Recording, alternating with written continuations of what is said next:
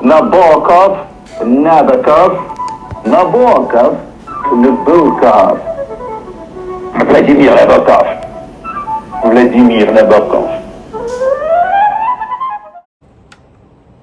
My name is Maxim Shrayer, and it's a real pleasure and an honor to introduce Nabokov on the Heights, New Studies from Boston College, a book that I edited and curated here at Boston College, where I've been teaching since 1996.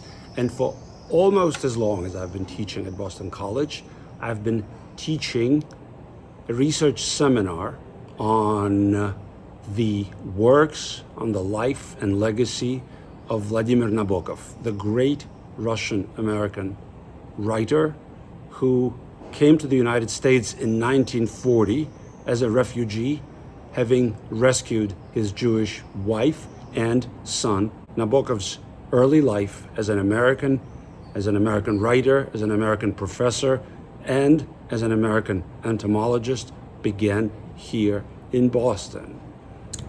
The book showcases contributions by a group of very talented former undergraduate and graduate students who were participants in the Nabokov seminar, and also by Boston College faculty who work on Vladimir Nabokov. I would like to offer our thanks to those professors and colleagues who supported our project, and especially to Provost David Quigley, to Dean Gregory Kalcher, S.J., of the Morrissey College of Arts and Sciences, and to Christian Dupont, Associate University Librarian and Burns Librarian. And we would also like to thank Academic Studies Press, our publisher, for believing in our book from its outset and for producing such a beautiful volume. Now, a very brief note about my contributions. I contributed an essay which deals with the transformation of Vladimir Nabokov's views of religious conversion and apostasy after World War II and the Shoah. And I also contributed some archival materials pertaining to Nabokov's early American years here in Boston. I would like to welcome you to this project. You will now hear from its contributors, and thanks again for being with us and for your interest in Nabokov on the Heights, New Studies from Boston College. I'm Eric Weiskott. My contribution to this edited collection is entitled Angst and Asymptote, the Success Motif in Nabokov's Fiction. Now, Success is a fictitious novel inside of Nabokov's novel, The Real Life of Sebastian Knight. Success is Sebastian Knight's second novel. So it's not a novel you can read, but it is a novel you can read in another sense because its plot was used by Nabokov elsewhere, as well as inside of The Real Life of Sebastian Knight. So my essay is about how this plot, which is a man and a woman almost meeting and then finally meeting, or often finally meeting, is articulated in Nabokov's early short stories, in the middle of his career, especially in the two novels on either side of his language change, the last Russian novel, which is The Gift, and the first English novel, which is The Real Life of Sebastian Knight, and then also in his later fiction. So there's this spooky effect where this fictitious novel that he gives to his character in The Real Life of Sebastian Knight is also a real novel that he kept writing and rewriting across his career. Hi, I'm Megumi DeMond, and I contributed the essay Unlimited Time, Visual Art and Temporality in Vladimir Nabokov's La Veneziana and The Visit to the Museum. The gist of these essays was my exploration of how visual artworks like his paintings, sculptures, physical artifacts, influenced the very specific temporality and metaphysics that Nabokov created in many of his works, and how the key characters and reader can experience this collapsed sense of past, present, and future. I'd like to thank everyone who contributed to this collection and Maxim Shrayer for his guidance, and conclude by saying that in this uncertain time for arts and liberty, I feel especially privileged and grateful to have been able to work with colleagues and classmates to have rigorous intellectual discussion, and moreover, just joy in contemplating art. Thank you. Hi, I'm Ciara.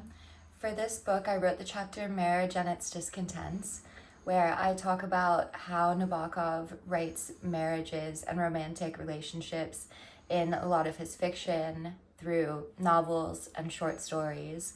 And I also talk about his own marriage to his wife, Vera.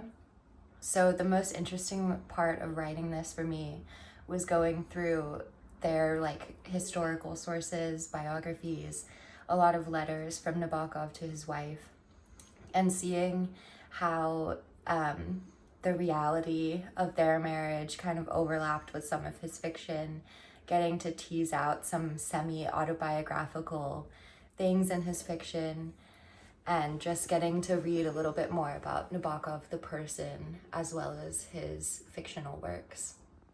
Hi everyone, my name is Nina Khaghany, and it is such a privilege to be a part of this book. Moreover, it was such an honor to write my chapter on two literary legends and my literary heroes, Vladimir Nabokov, of course, and James Joyce. My chapter is the fourth in the book, and like I said, it was so special for me to be able to discuss Nabokov's relationship to Ulysses, because Nabokov's attachment to Ulysses and his characters represent deep emotions that one feels when they're estranged from their home, and how they can capture memories of their loved ones. I owe so much to Professor Shrayer for helping me unravel the characters Cincinnati and Leopold Bloom, who offer endless insight. And I wrote this chapter as an undergraduate student, so it was so inspiring to work alongside these scholars who contributed to this book. I owe so much to my alma mater, Boston College, for granting me the position to be able to write and contribute to this project. This book is truly one of a kind, and it should be taken in by other universities as inspiration for what new scholarship can look like and who can be the ones to write it. So thank you again. Nabokov's fascination with the game of chess is well known. Not only did he compose and publish chess problems, he also made explicit reference to chess in many of his novels. While a number of critics have picked up on this, writings on the role of chess in Nabokov's fiction have been largely confined to the levels of theme and metaphor.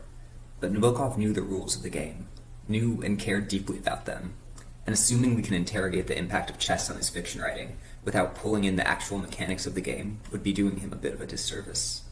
Encouraged, as all of us in Professor Schreyer's course were, to find gaps in current Nabokov scholarship, I searched for ways in which the mechanics of chess play structured the poetics of his writing. I discovered just such a structuring device in the figure of the knight. The knight, in common parlance, is able to jump over other pieces, to pass briefly above the plane of the board each time it moves. It is also the only piece whose movement takes the course of an L shape rather than a straight line. Nabokov's protagonists, similarly, are able to move above the plane of humdrum reality into what Nabokovian critics call the other world, a realm of idealized love and memory. Their movements during these journeys, logically, temporally, even spatially, are anything but linear. Is Fiona Steacy, and I'm the author of Sharing Other Worlds, Companionship and Co-Authorship in Glory and the Gift. These are two of Nabokov's works written in the 1930s, and while they are drastically different from one another in form, they are distinct from many of Nabokov's other works in that they are arguably both coming-of-age stories for their male protagonists. What first got me interested in exploring the text parallels was the co-authorial relationships that the protagonists, Martin and Fyodor, share with their respective romantic interests, Sonia and Zina.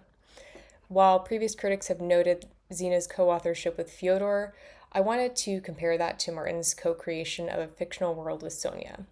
Through that first point of contact, I was able to put these works into conversation with one another, and from there, I concluded both that Nabokov makes a rare exception to the typical solipsism of his works by allowing collaboration between these characters and their romantic interests, and that the privileged position of these romantic interests mirrors Nabokov's co-authorial relationship with his own characters. So thank you to Maxim Shrayer and my peers at Boston College for collaborating to make this work happen. Hi, I'm Jared Hackworth, and my essay in the collection is titled Other Disenchanted Motels, Nabokov's Chronicles of Suburban America. My project came out of my urban studies and American studies background, and then in my time doing my master's in English at Boston College, we got to study all these Nabokov novels together. And it just really excited my urban studies background in studying suburbanization, as well as reading Nabokov's novels. I argue in my paper that in his American novels, Penin and Lolita, Nabokov resists the dominating cultural script of mid-century American suburbanization. So at this time, all these suburban cultural values of the single-family home, with the single family, with a mother and a father and 2 children, and the automobile that takes you downtown to work on the freeway, all these new innovations Nabokov is criticizing through his outsider and immigrant protagonists of Humbert and Timothy Penin, that are inversions of each other as he critiqued suburbia's constitutive faults. Hi, I'm Katie Pelkey, and I'm the author of the essay Questions of Style and Technique, Death and Immortality in the Work of Vladimir Nabokov. In my early experiences with Nabokov, I was really struck by moments where the author would insert himself into the text using the pronoun I in order to enable a character's death. Sort of like he was directing his characters to kind of just exit the stage. And my interest in this really became the point of departure for this paper, which ultimately considers how Nabokov's stylized exits promote continuity of the characters rather than their discontinuity, and also open the door for more metaphysical interpretations. I also consider whether these dead characters, who have been freed from time, draw a parallel to the author's potential desire to experience timelessness. Maybe Nabokov was anticipating his own post-mortem legacy and his own continuity through art. As a writer, I find this idea very compelling, that someone's art can live past their body's expiration date, and I do think that Nabokov did just that in his own work. Thank you so much, and I hope you enjoy reading the book. Lolita, light of my life, fire of my loins, my sin, my soul. Lolita, the tip of the tongue taking a trip of 3 steps down the palate to tap it free on the teeth. Lolita. Hey everyone, Brendan here, speaking to you today about my essay in this collection, Vladimir Nabokov and the Fruits of Fiction.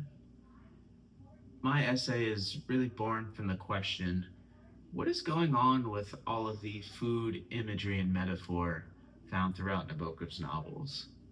And it's one of these questions that as soon as you ask it, you start to see evidence for it everywhere. And so if there is one key takeaway that I hope readers get from reading this essay, it's that we start to treat the gastronomical aspect of Nabokov's works with the seriousness and the candor that they deserve. Speaking briefly about this project as a whole, I think that it is a culmination of what was a rare and unique set of circumstances within the classroom, fostered, of course, by Professor Shrayer. And so I'd really like to thank him.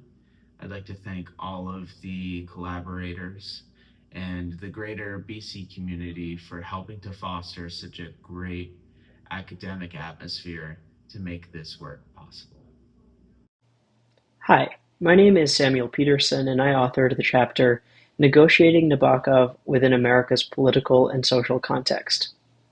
I'm a recent graduate from Boston College, and when I think about the process of writing this chapter and how this book came together, it was one of the highlights of my undergrad experience. This project began when I was in the spring of my sophomore year in Professor Schreyer's Nabokov seminar, and over the next months and years, without any credit, we, myself, and all the other contributors, at least the students, worked on turning our term papers into academic articles and then what finally became chapters in this book. It was really special to be able to work on something that is not only an addition to the scholarship about Vladimir Nabokov, but Nabokov on the Heights is a time capsule of what we discussed in what was one of the finest classes that I took during my time at Boston College, and I couldn't be happier about how everything has turned out. Thank you so much. Hello, my name is Matthew Lyberg, and my contribution to the Nabokov on the Heights book was a chapter from my senior thesis, a photo essay on Nabokov's life in Boston. The interesting part about that thesis is I turned it in over 20 years ago, and so when Professor Shrayer emailed me and offered the chance to do this, it was a mix of panic, that dream you wake up and the exams due, the papers due, and you're just not ready, and also excitement because Professor Shrayer made such an incredible difference for me, both during my time at Boston College and in subsequent years. So I was very excited to go back, have the chance to go back to the library, complete some of the research topics I didn't get a chance to, and really share this incredible experience that I had and looking at this gifted author's life and trying to find moments in the day-to-day life of the city that may have gone through to the works. So thank you very much. I'd be very excited for you to take a look, and have a great rest of the day. I'm still Maxim Shrayer, and I wanted to offer one more round of thanks to all the contributors to and supporters of Nabokov on the Heights, New Studies from Boston College. As you read the book, you will discover that twice in the 1960s, Boston College tried to bring Vladimir Nabokov to the Heights with a lecture or a reading. Twice, then the legendary Francis Sweeney, S.J., who ran what was called the Humanities series, wrote to Vladimir Nabokov in Montreux, Switzerland, and invited him to speak at BC. And twice, Nabokov replied through his wife, Vera, that he was open to the idea, but was unable to commit at the time. I'm very happy that 70 years later, Vladimir Nabokov is finally here with us at Boston College, and I'm finally able to ask him the question that I've wanted to ask for a very long time. Mr. Nabokov, Vladimir Vladimirovich, why is it that you dislike Dr. Freud so very much? I think it's medieval, and I don't want an elderly gentleman from Vienna with an umbrella inflicting his dreams upon me. I don't have the dreams that he discusses in his books. I don't see umbrellas in my dream or balloons. I think that takes care of your question.